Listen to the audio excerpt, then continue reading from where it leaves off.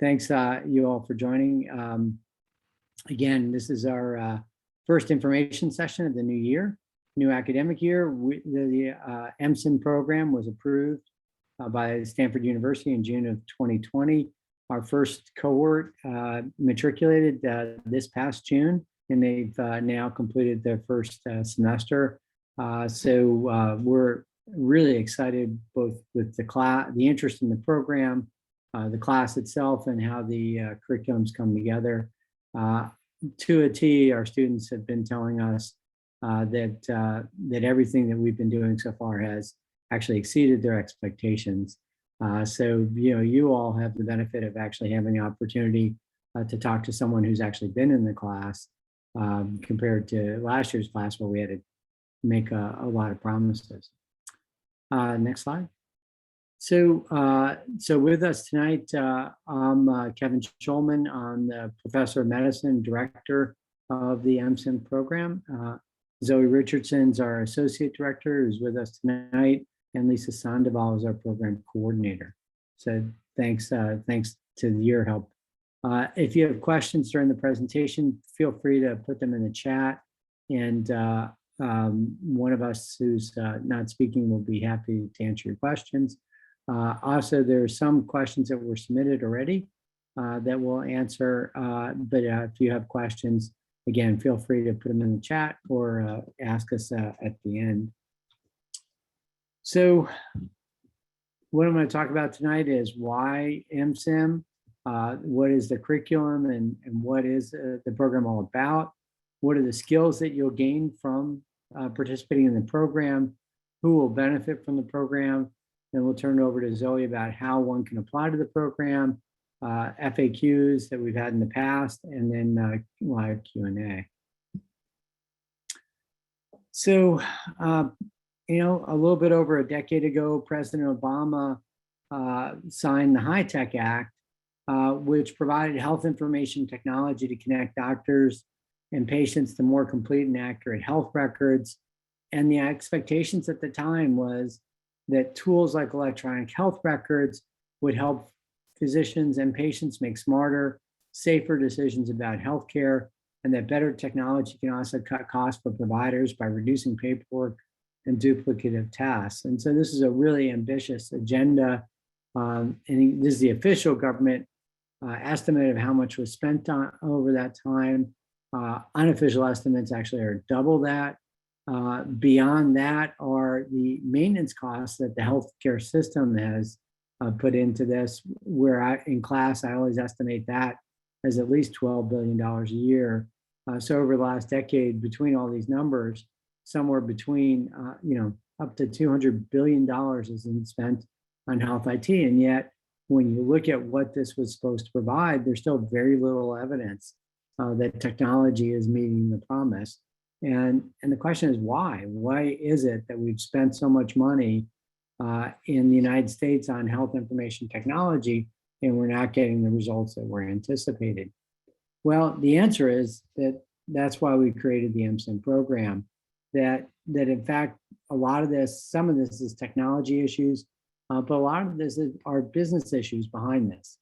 So we implement technology to improve business processes, improve efficiency, and yet the technology that's been adopted hasn't been integrated into business processes or novel business processes and novel workflows. And so, the perspective that we've taken in the program is the reason why we don't have the results that we want is that we don't have a cadre of leaders who really understand how to deal with the business implications of technology, and that's where our curriculum fits in. Next slide. So this is a quote from the dean of our medical school: "Medicine needs a targeted, intensive approach to knowledge and skills not widely taught in terms of how to shape organizations and take advantage of our evolving digital landscape." And literally, I'm in meetings all day, every day around campus where we're grappling with these issues about how do we make an analog to digital transformation in healthcare. What are the enablers and what are the barriers? What is it that we want the technology to help us accomplish? and how do we build payment models around those. Next slide. So MCiM is what we think is the answer to the skill set that's needed going forward. It's a full-time master's degree program and provides a flexible format for working professionals. We have classes every other weekend here for a year. Our curriculum really blends core business disciplines with data and health technology and wraps it in a really interesting ethics program we put together. The program's a set curriculum, and all the courses are specialized sessions for MCiM students. In terms of business, it's 6 unique courses throughout the program and 6 technology courses. And I'll show you what that looks like. And again, the ethics program. So here's the curriculum. Stanford's on a quarter system, so we have 4 quarters. And so each of the quarters, we have a blend of business, technology, and ethics. And in quarter 1, we start with a biodesign. This is Stanford's really well known with our design school and our biodesign program, but we have a very special program called Digital Health, Biodesign for Digital Health, taught by Kate Rosenbluth, who is both a graduate of the Stanford Biodesign program, graduate of Stanford PhD program, and the CEO of a really interesting neurotechnology company. Principles of Business Strategy was taught by Tip Kim and Linda Hoff. Tip is Vice President for Strategy here at Stanford, and Network Strategy. Linda is our hospital CFO, and they combine together to tackle both principles of business strategy, but also understanding healthcare and strategy applied to healthcare. That was incredibly successful and really kind of a fun perspective to have access to really senior leaders as faculty, both in terms of Kate and Tip and Linda in the first semester was great. Accounting for managers and entrepreneurs, and this is a both managerial and financial accounting course, all combined into one. John Lord is a huge background in accounting, teaches accounting at Stanford in the engineering school, and we were lucky to bring him into our program as well. And then finally, the ethics program run by David Magnus, who's the head of our bioethics center here, runs for the entire year. You meet with David every other class session, so once a month, to talk about bioethics applied to health and technology. And that program starts in the summer with kind of principles of bioethics, and then grows as you get further and further in the curriculum to look at questions like privacy, to look at questions like integrity of AI, all kinds of other ethical challenges that we're facing in terms of the technology that's available to us. So in a couple of weeks, we're going to start quarter 2. Again, each of the quarters, we have 3 classes in ethics. So marketing science and patient engagement is taught by Jonathan Lavab from the Graduate School of Business. This is a core marketing course, but with an emphasis on kind of marketing concepts that apply to health and healthcare. Jonathan's brings a wealth of experience in marketing, but also experience in terms of his interactions with the healthcare system to help understand patient behavior, patient engagement, and consumer issues in a healthcare environment. Leading and managing healthcare organizations is taught by Sarah Singer, and so this is our core management class. Sarah teaches at the GSB as well as being a faculty member in the School of Medicine. And then I have a course called Health Information Technology and Strategy that I teach actually both in the business school and in this program. In quarter 3, we have Corporate Financial Management taught by Blake Johnson, again, another engineering school professor. Data Science for Medicine taught by Nigam Shah, who's one of the leading data scientists in the medical school. And then Healthcare Operations Management taught by Dave Schenker. also both in the engineering school and the medical school. And this is data science, really talks about the breadth of data science applied to healthcare. Healthcare operations management actually uses machine learning and other data science tools in healthcare operations applications. And so those are the 3 core courses. And then there's a required practicum project in quarter 3 and quarter 4, headed by Gordon Bloom, who's also a faculty member in the med school and the business school. Gordon runs this course. Basically, in terms, we actually introduced the practicum concepts in the summer. We've already talked to the students about that. Some of the students have already started working on that. In quarter 3 is the first time you'll have deliverables out of that program where you really have to talk about what your practicum is going to be. And you'll see in a minute, we have room in the curriculum in quarter 4 for you to finish up your project. And so rounding out the curriculum, modeling biomedical data systems by Mark Musin, who's the head of our Beamer Center in the School of Medicine, Biomedical Informatics Research Center. This is a really kind of a traditional bioinformatics course, talking about data architectures and data systems. And then a really unique course that's been a lot of fun to put together by Christina Sanini here and Regina Nuzio, called Quality and Safety in U.S. Healthcare. And this is actually a statistics class, reverse classroom statistics class, where we're focusing on the reports that you get as a manager or leader in healthcare and trying to understand the statistical issues behind the report. As I said before, in quarter 4, you're going to finish up your practicum project and you'll finish up your ethics curriculum. So as I said, this is a full master's program. It's a pretty jam-packed curriculum. The faculty are all excited about teaching in this program. All of these classes that I talked about are being offered specifically just for MCiM students. So, and they're also designed to apply at a management level, even though we have things like data science. The question is, how do we understand data science as a manager, not how do we understand data science as a data engineer? Next slide. So the class format, we complete the MCiM courses within the standard quarters. And in general, each quarter, there are 6 on-site weekends where you come together to attend class on Friday and Saturday. On-site weekends are roughly every other week. We've been generous and actually gave everyone Labor Day weekend off and double it up a little bit. So there's some scheduling where it might be a little bit more than that, but we publish the schedule well in advance. During the weeks when class is not held, you have coursework, group assignments, group projects, and we'll talk about activities that we provide through the program, educational sessions that are generally optional to really kind of help bring in outside speakers into a program that's as intense and compact as this one.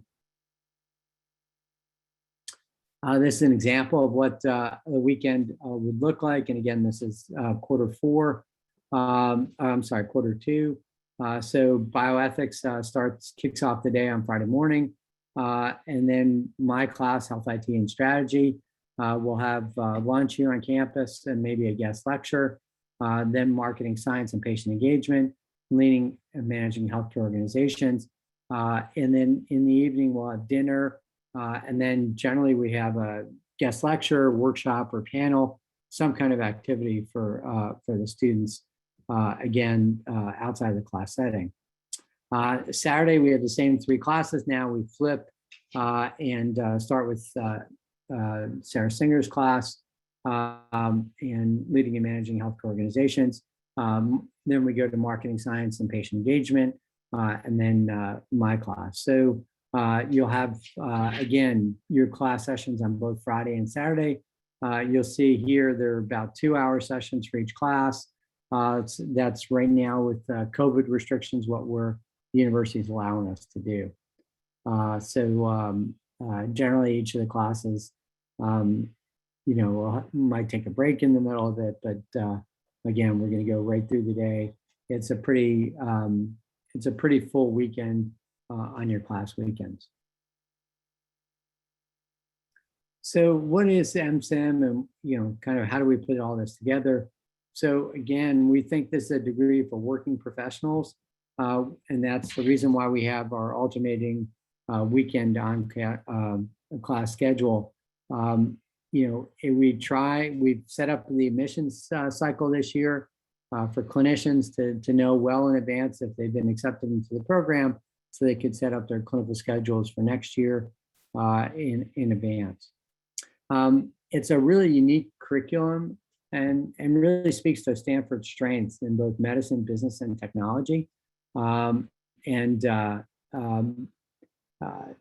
think that really has come through loud and clear in terms of the faculty, the curriculum, and the excitement in the classroom. Overall, the program, as we'll talk about, helps you both with the faculty, the direct faculty that are engaged in the program, their resources here on campus in terms of affiliated faculty and centers, and a growing network of students that are engaged with the program. We address all the topics from a management perspective to ensure that we provide students with the tools to apply technology to achieve the triple aim in healthcare. And I think that's the thing that's really been missing from lots of discussions in healthcare. What is the business perspective on how do we understand how to implement technology? And our program is really developing a cadre of leaders prepared to address urgent healthcare and technology challenges. We've seen it over the last year, obviously with the pandemic and this huge move to telemedicine. That's really just the beginning of a digital transformation of healthcare. And we need people like you to get these skills to really transform the healthcare system down the road. The program's offered through the School of Medicine, but we draw on resources from around Stanford University, different research groups within the School of Medicine, including the Clinical Excellence Research Center, the SURF Center, the Beamer Center, and the Center for Bioethics. But we also use resources from the Department of Epidemiology, Department of Biomedical Data Sciences, and the Engineering School to bring together a blend that it's really of perspectives of faculty and expertise that's really not available anywhere else. And what's our hope for you all as participants in the program? First is to acquire a greater understanding of the operational, clinical, and ethical complexities leaders face as they seek to optimize new innovative solutions using technology. And, this is a really packed sentence, but it's really suggests we got to bring together all these different perspectives to be successful. How do we develop solutions that can scale, that can have impact, are really kind of the critical outcomes that we need to achieve. We want to build the management skills to lead a multidisciplinary team. And in the classroom, you're going to have a mix, and we have deliberately build the class to have a mix of clinical, technology, and business perspectives represented in the classroom. We've been very successful with that this year, and the students have already come back and talk to us about how much they're learning from the other members on their team and from the other people in the class in terms of different perspectives. We want to learn how to leverage data and technology tools in a variety of different settings and applications, not just hospitals or healthcare systems. We'll talk about web medical, we'll talk about teledoc, we'll talk about startups, talk about Google. How do we use technology and tools to really achieve these triple aim health outcomes of cost, quality, and access? One of the things about being a working professional in a program like this is the opportunity to actually do translation right away, to take ideas that you learn over the weekend or concepts or aha moments that you have in the classroom or discussion, and then bring them back to your work on Monday.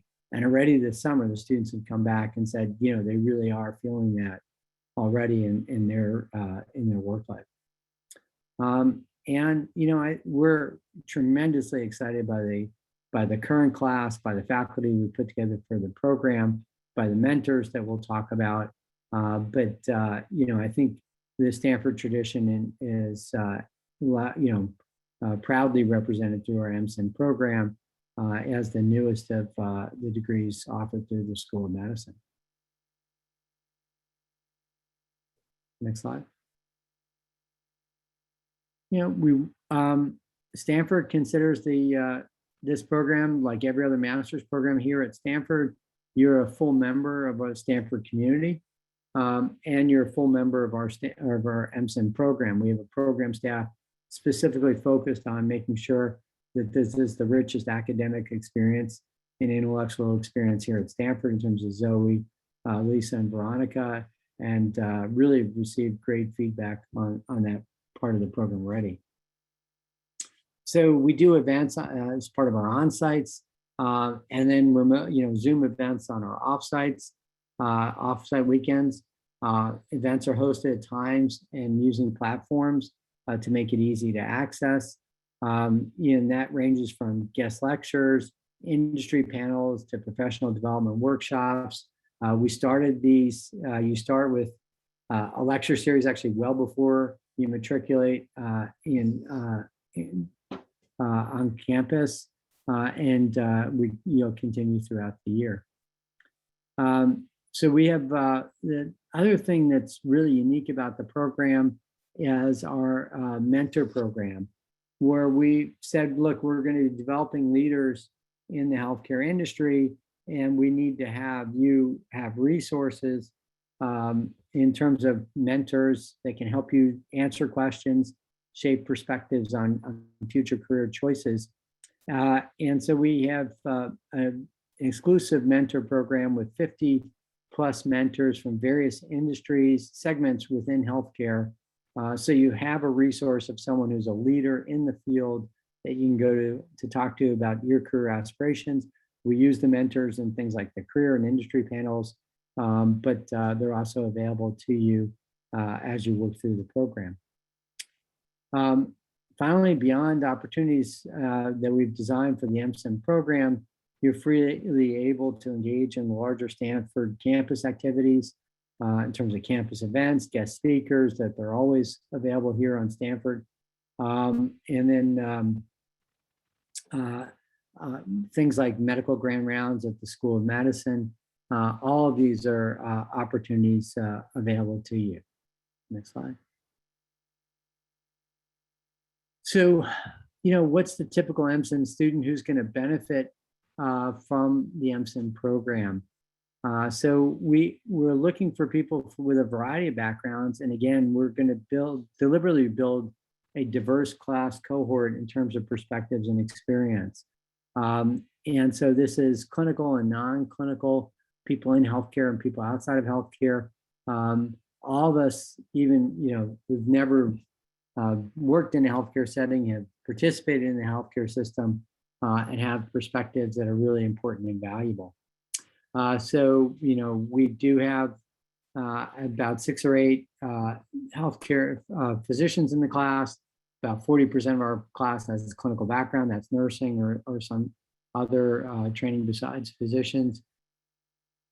Healthcare technology professionals and technology professionals not in healthcare that want to move into healthcare. We have Stanford faculty in the program, graduate students in terms of residents and fellows, and then really exciting, given Stanford, aspiring engineers and career changers that want to move either up in within their firms, move in across functions from a technical function to a management function, or even start out on their own.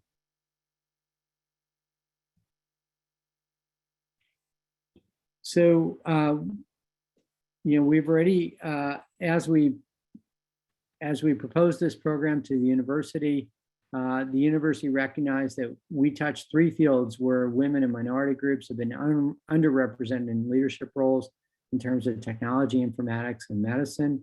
And actually, we're specifically charged by the university to see how we can use the program as creatively as possible to try and reduce the gaps leadership gaps across this industry. So we're committed to developing a diverse cadre of leaders to advance diversity, equity, and inclusiveness as they move forward with the skills obtained in our program. We celebrate our professional, demographic, and culturally diverse cohort. Unique kind of to a business program, we're deliberately designing a classroom with people at different stages of their careers so that we have people that are younger in their careers that experience technology like texting in ways that as I'm a little further along my career, I never do. But also, how do we build teams across these different levels of experience and cohorts between clinical and non-clinical?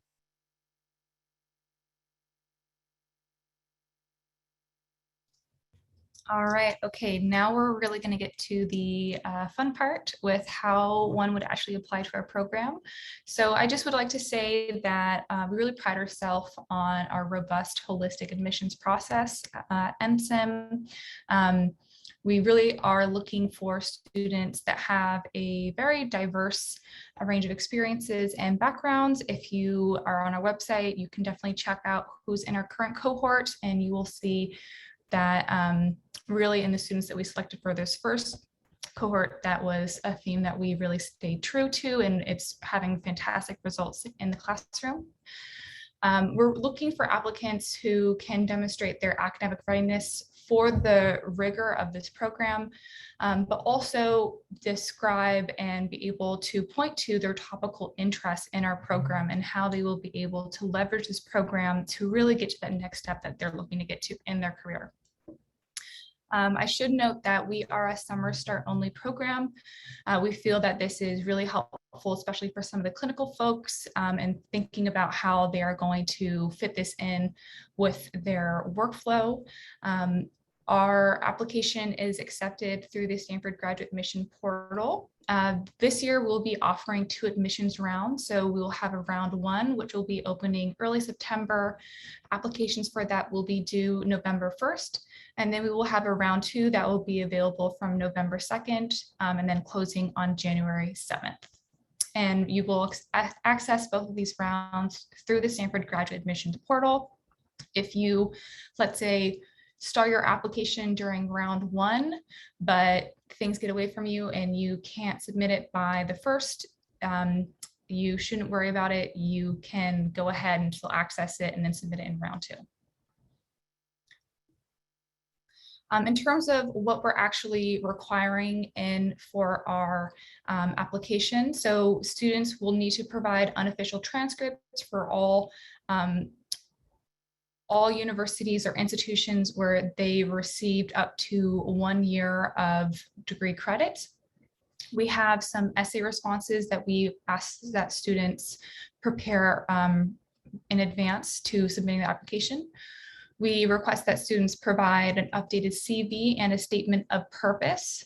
All applicants must provide at least 3 letters of recommendation, and one of those letters of recommendation must be from a prior faculty member from an institution that you attended, unless you've been out of the workforce or out into the workforce for 5 years or more. TOEFL scores are required for anyone whose first language is not English. And then the other required piece is that Stanford will have an application fee. There are some fee waivers available. Another new exciting piece that we're happy to share is that we are an eligible program with the Knight Hennessy Scholars Program.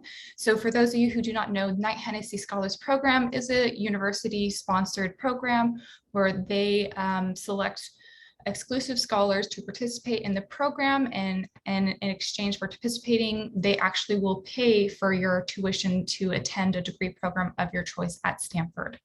So if you're interested in looking into becoming a Knight Hennessy Scholars, I really encourage you to go onto their website, as they do have separate eligibility criteria and deadlines for their application. And the really key piece to keep in mind is that you have to submit 2 separate applications, one for the Knight Hennessy Scholars Programs and one for MCiM. So make sure that you plan accordingly. If you're looking for more details about how to apply Please check out our website as we have a web page dedicated to that. mcim.stanford.edu will get you there. And then, of course, you can always reach out to myself, Lisa, through the MCIM inquiry email. Once again, just to touch on those key dates. So our round 1 will be closing on November 1st. The following day, round 2 will open.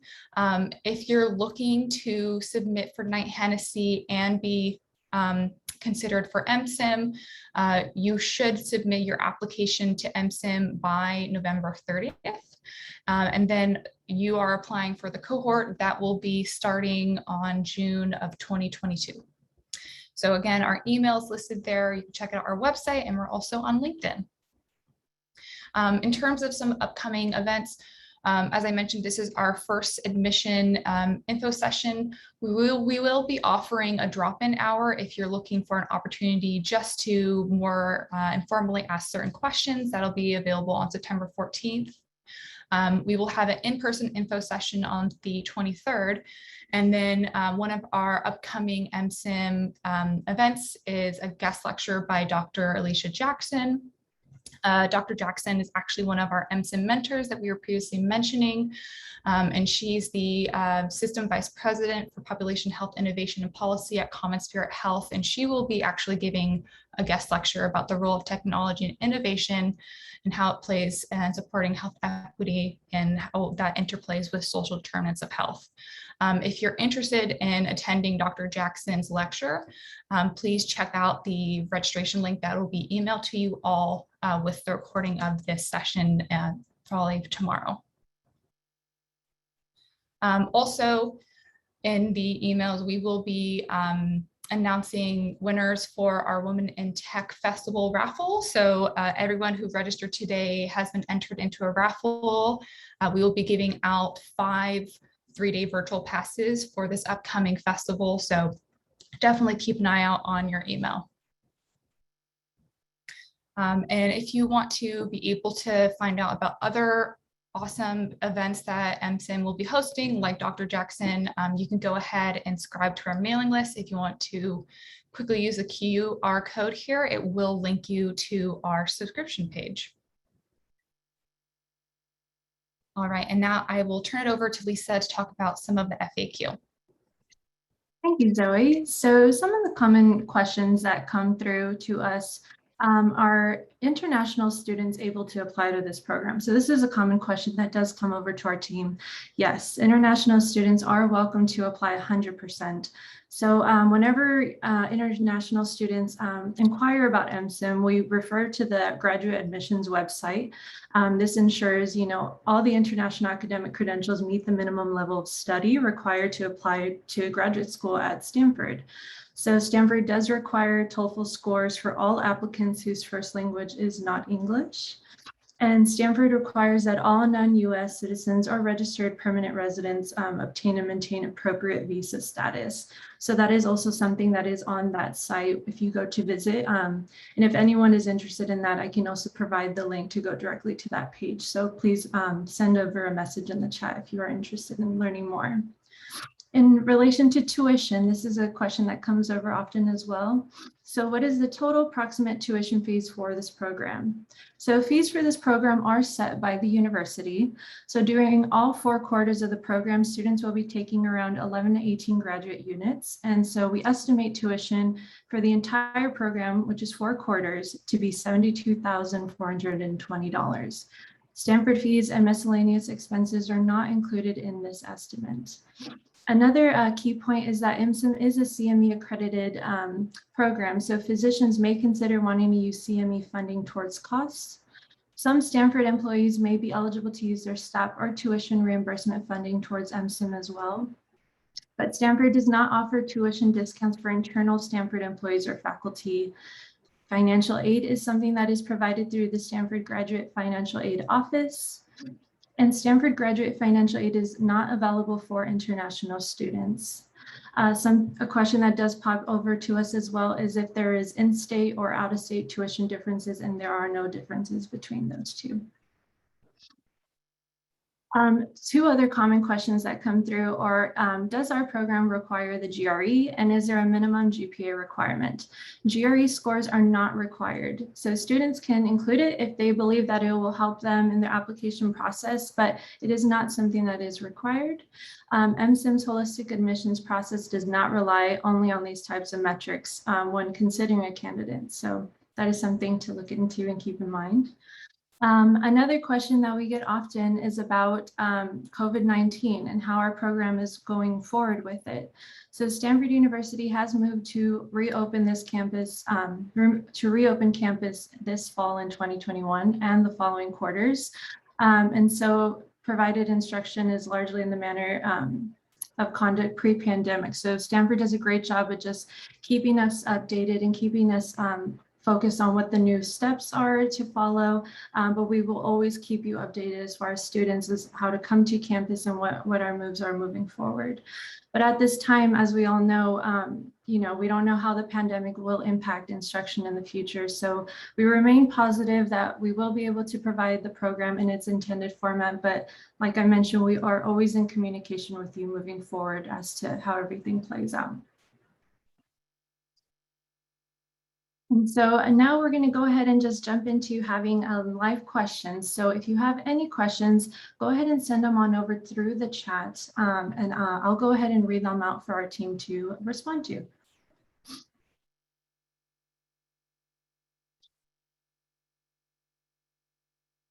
And perhaps while we're waiting for a couple people to get some other questions in, Lisa and I would be happy to talk a little bit more about what the events look like that we've been mentioning.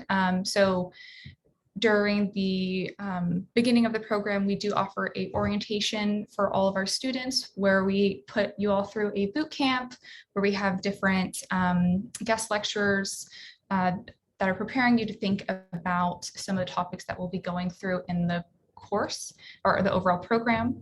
So for example, this last year, we had Dr. Arnold Milstein, Dr. Dick Levy, and various other speakers come provide the boot camp speaking series. And then during the first quarter, we're really kind of honing in on events that look at thinking about these broader strokes around management and the technology pieces.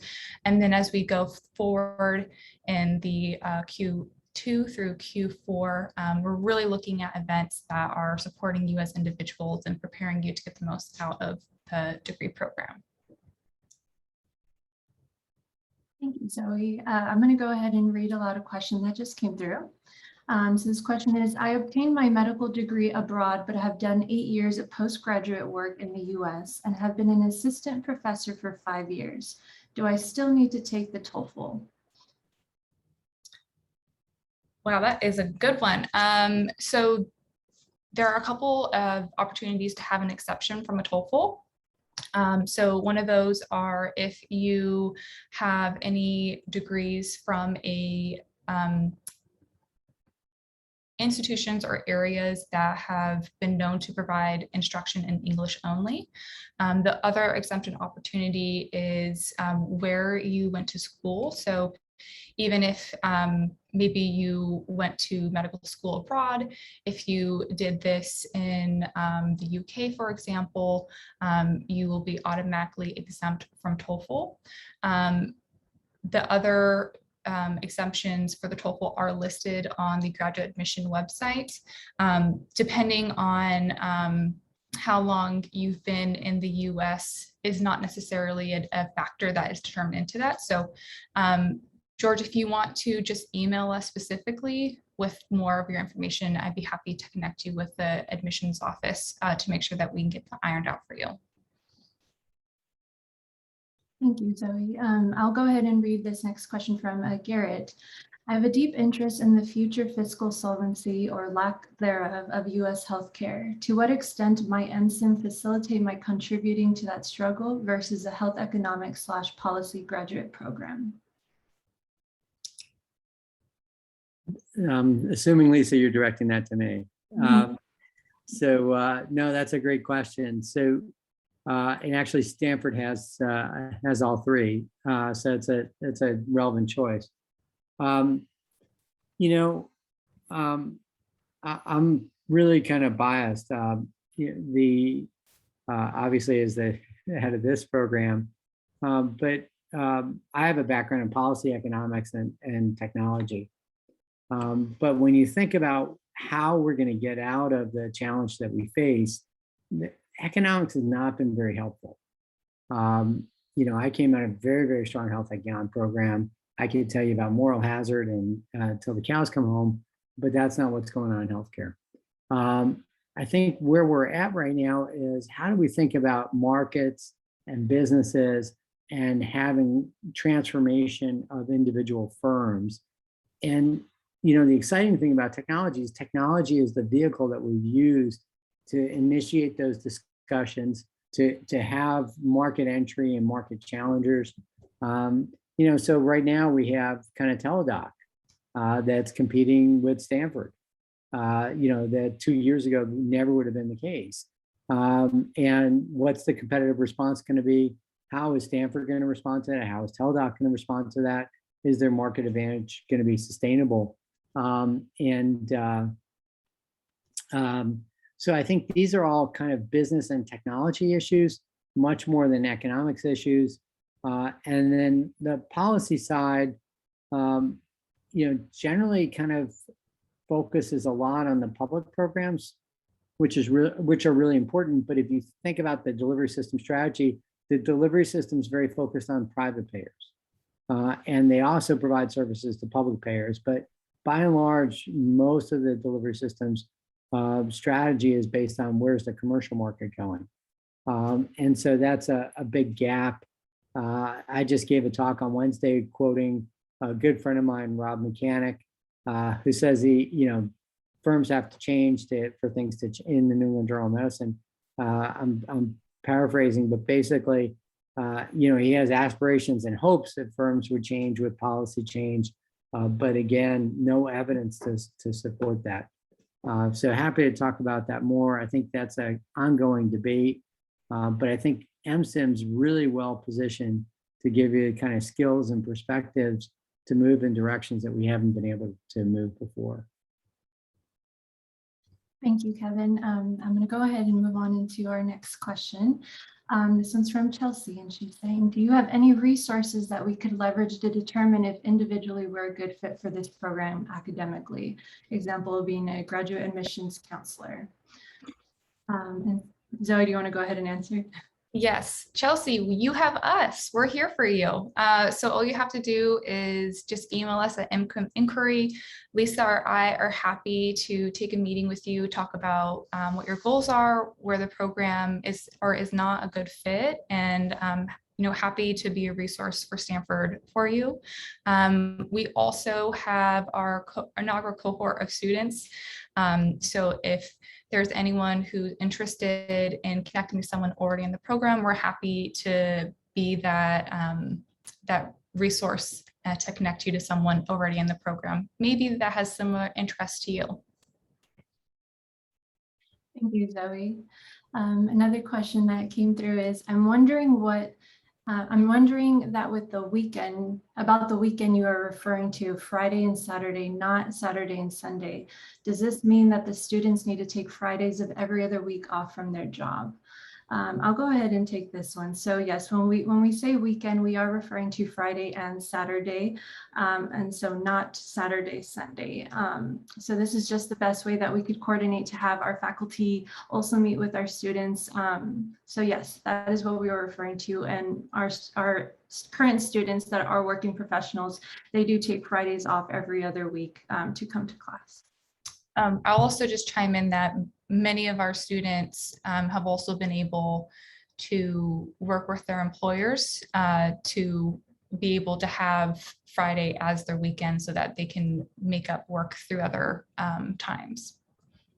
That's a great point, Zoe, thank you. Another question that came through is, could you speak more to the goals of the practicum or examples? And so I can go ahead and take this one. So for practicum, so far we are in the process of summer quarter just ending. So our students are kind of brainstorming right now what kind of projects or areas they are interested in. So for the goal of the practicum is you really want to focus in more on what your passion project would be in relation to kind of mixing technology, business, and just, kind of seeing what goal you would like to make to kind of help the bigger picture. It's pretty much taking everything that you're learning from your courses with faculty and brainstorming what a great project would be to implement. So this could be something that it could be research based, or it could be working at a specific site that you're interested in. And we can do our best on our end as staff to connect you to these resources. As well, we have a great group of mentors that you can also work with to try to get these projects set out. So we really want to make sure that you're kind of getting excited by being in class and you are implementing what you're learning into something that is real in real life. I hope that answers that question, since we're still kind of in the beginning of practicum, but so far that's where our students are heading towards. Yeah, let me just chime in a little bit more, Lisa. That was great, and I would say even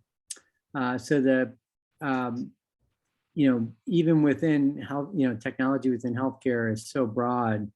Some people might want to work for a hospital. Some people might want to work in mobile.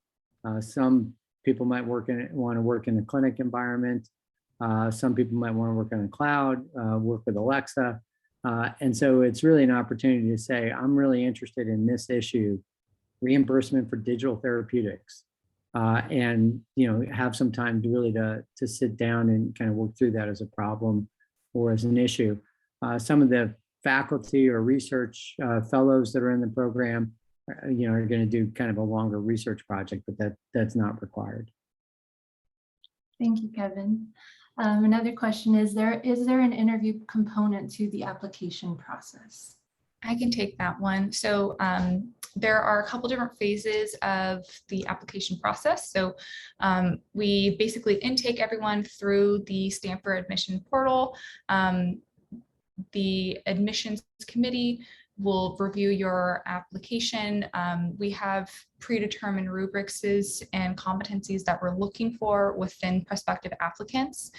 From there, the next step would be an invitation to our video assessment. So we utilize a platform for individuals to respond to some of our program developed questions. And then the next step from that is a Zoom interview with some of our admissions committee members. We normally have 2 committee members per Zoom interview, and these are randomly assigned. So if you were to make it to that point of the application process, you would just select a time out of the many options available to you, because we try to make it as flexible to your schedule as we can. And then you would have the faculty randomly assigned to that.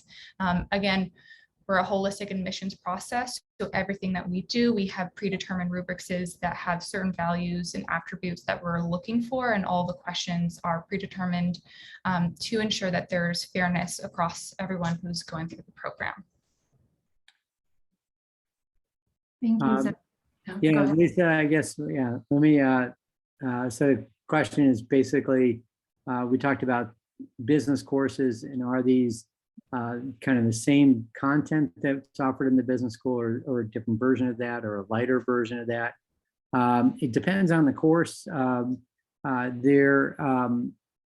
marketing course is basically the same professor and the same material that you get at the business school. Again, a little bit more of an emphasis on things like patient decision-making rather than selling Clorox, but it's the same level of intensity.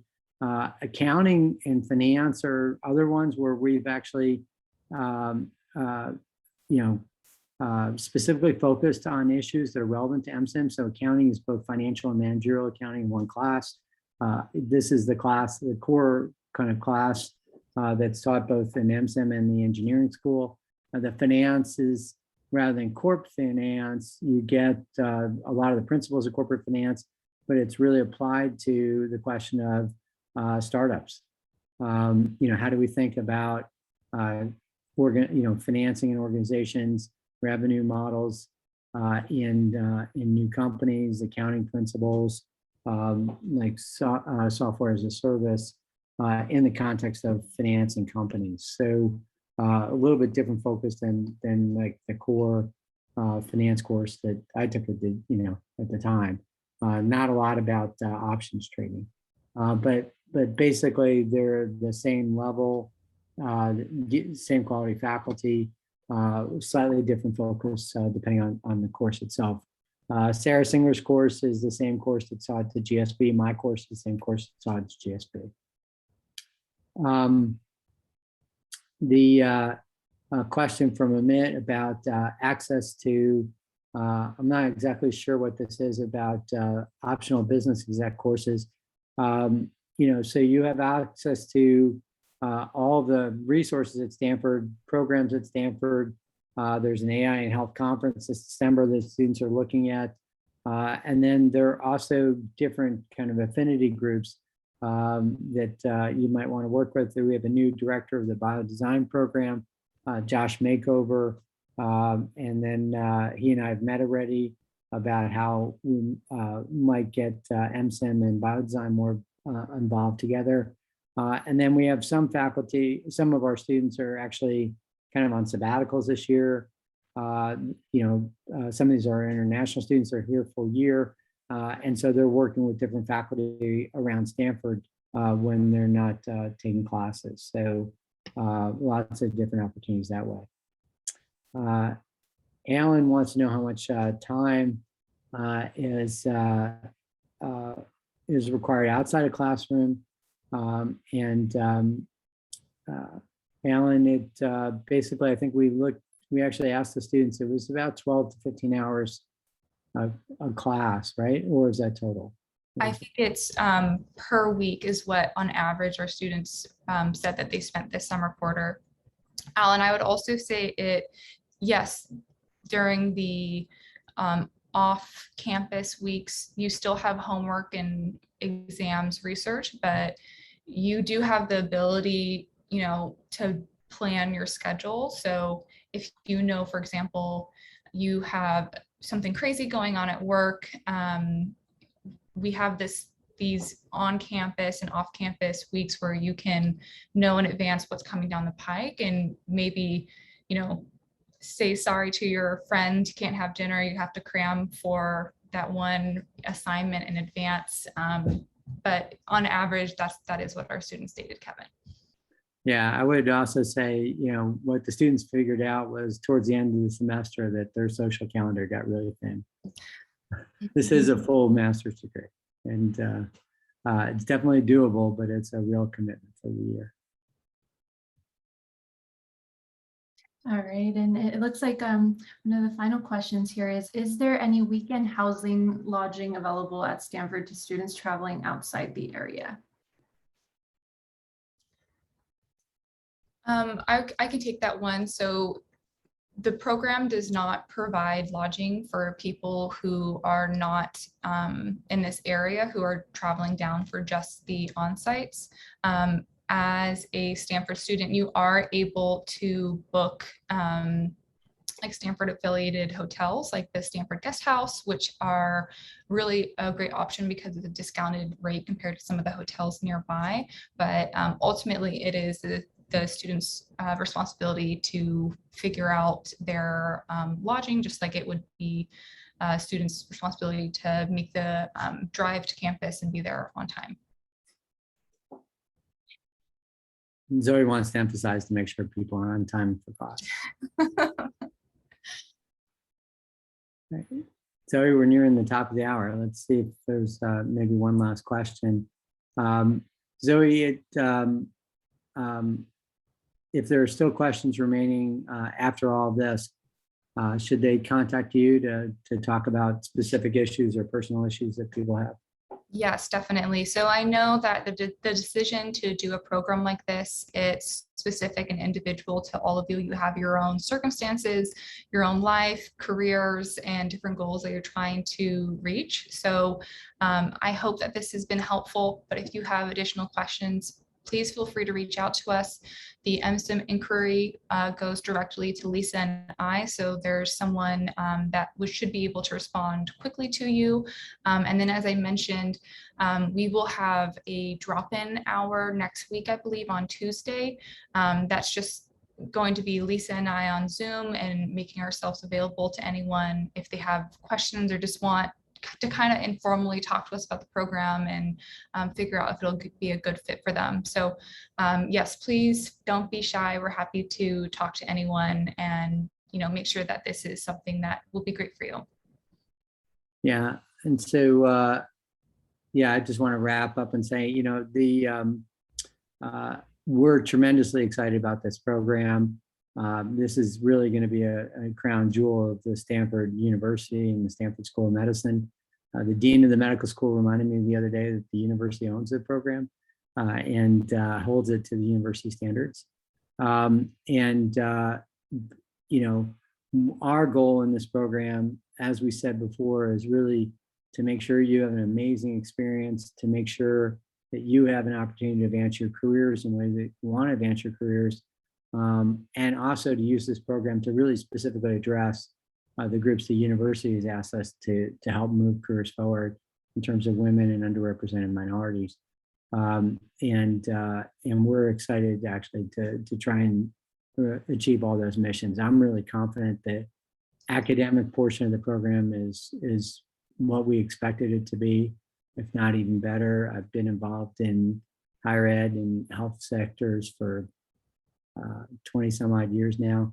And this is definitely the best program that I've been involved with, and also the best program staff. So thanks everyone for joining us tonight. Again, lots of opportunities to ask more questions, lots of opportunity to ask questions about the admissions process.